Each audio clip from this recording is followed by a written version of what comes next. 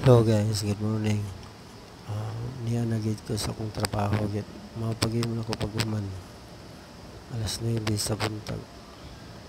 Uh, ni ako diri sa province of Sayhat, Damam.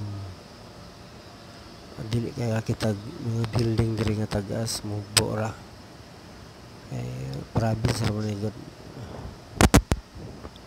Init kay adlaw pero bugnaw siya ang hangin. Tingbog na ni diri karon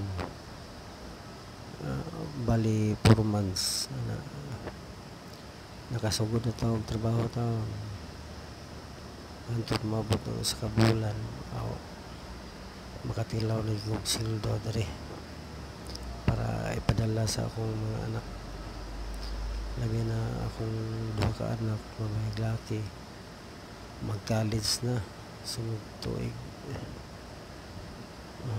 Ang tuson na ginin ako ning upat ka tuig ako ning streeton para makahuman sila unya ra ko muuli hindi sila ka graduate muuli ra jud ko kung graduation na nila mao ra to guys.